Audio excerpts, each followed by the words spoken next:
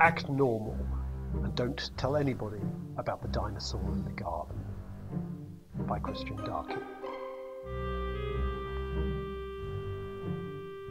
This is a letter from me to me. Read it and remember it, because I think you might be going to forget, and you really, really shouldn't. Dad says you should never eat 5 kinds of sweets and 3 kinds of crisps and 4 kinds of fizzy drinks all at the same time. I didn't think he was right, but he really, really is. Here's why. People in this story, I don't think I'm going to forget this, but just in case.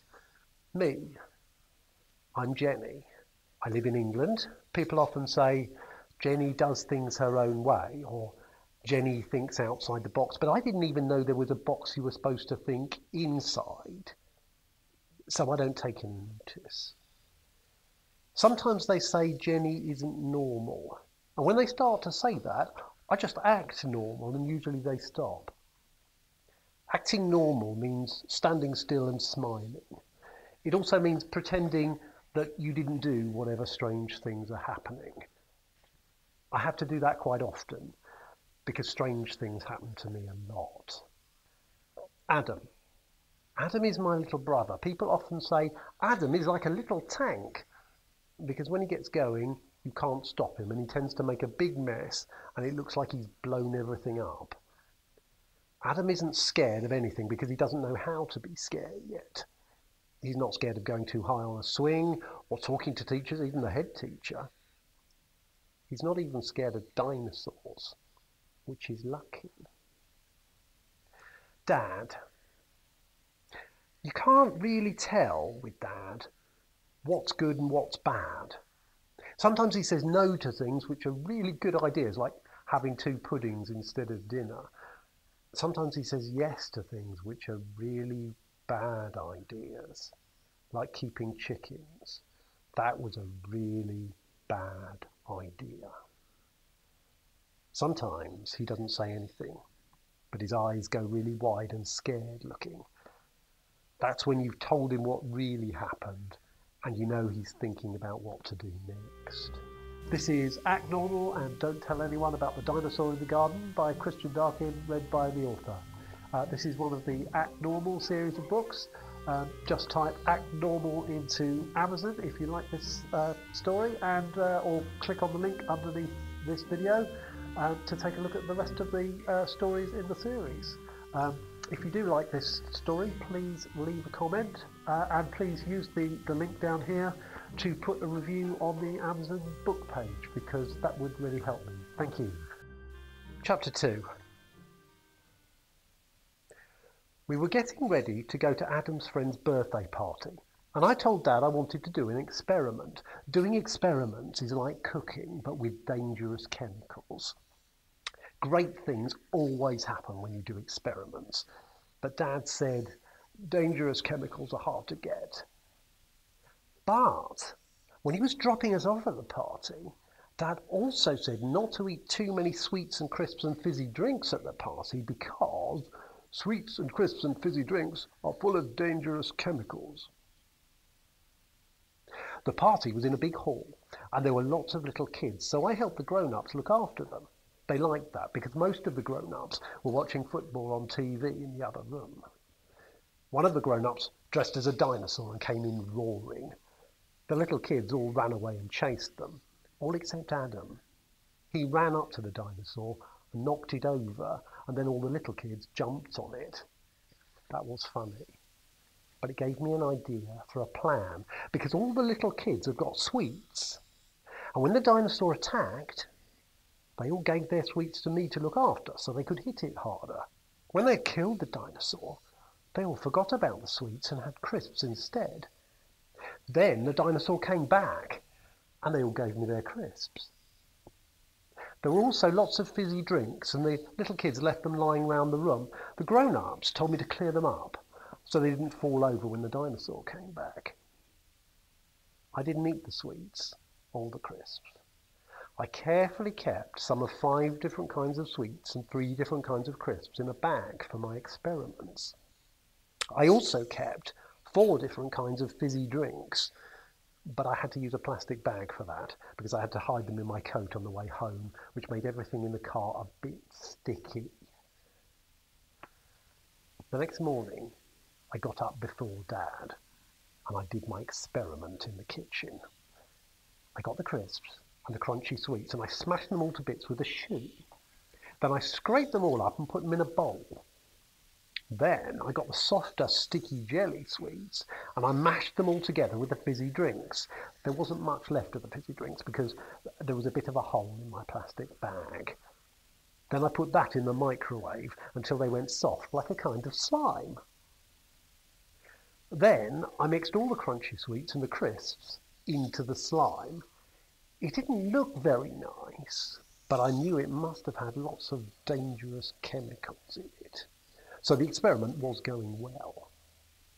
Just to finish off, I put it all back in the microwave for a really long time. When I got it out, can you guess what it looked like? Chapter 3.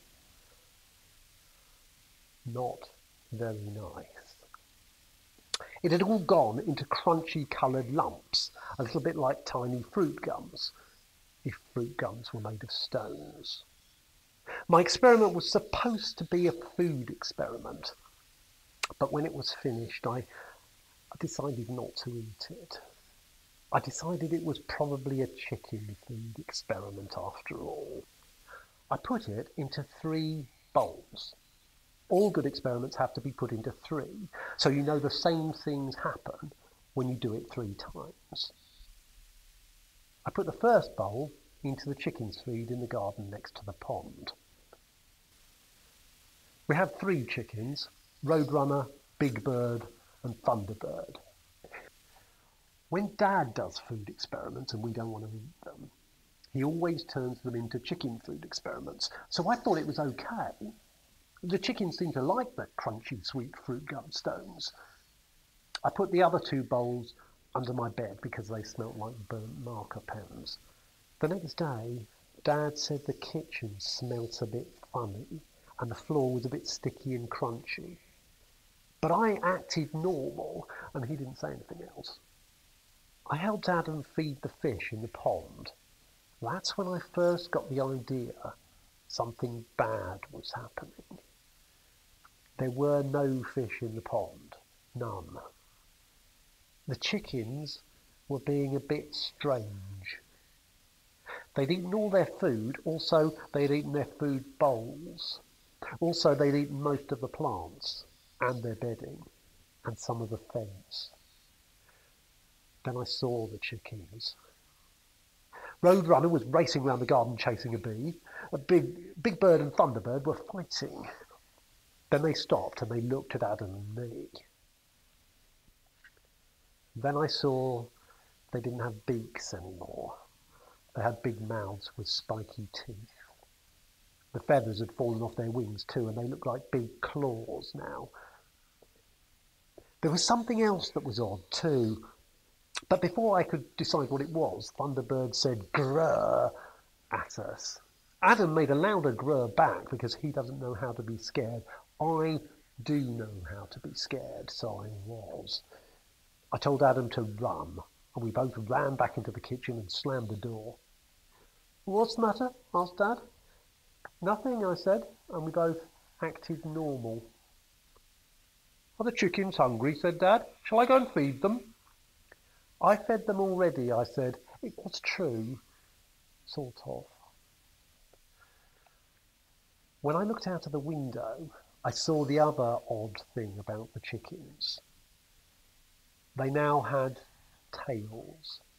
Not little short chicken tails, but long, thin lizard tails. I could see what had happened. My experiment had changed the chickens into dinosaurs. I decided to find out how, so I went to my room and I asked the internet, and this is what it said. Chapter 4.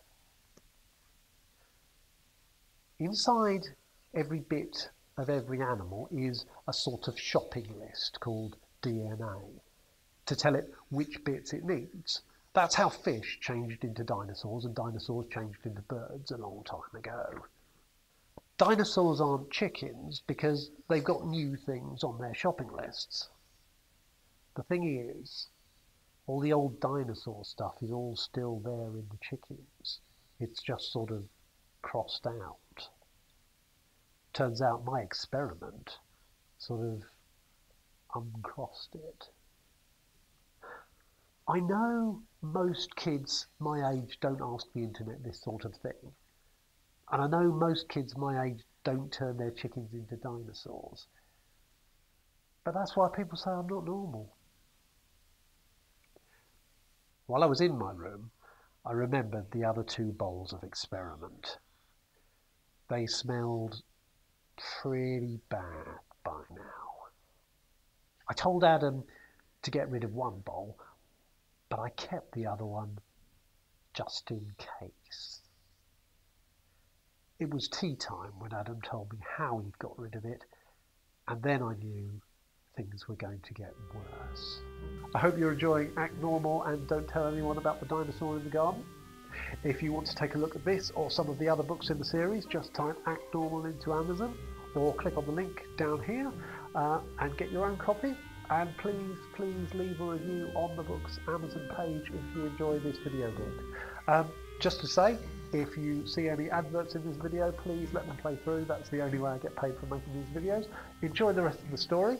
If the next part doesn't start immediately, you'll find it on my channel page.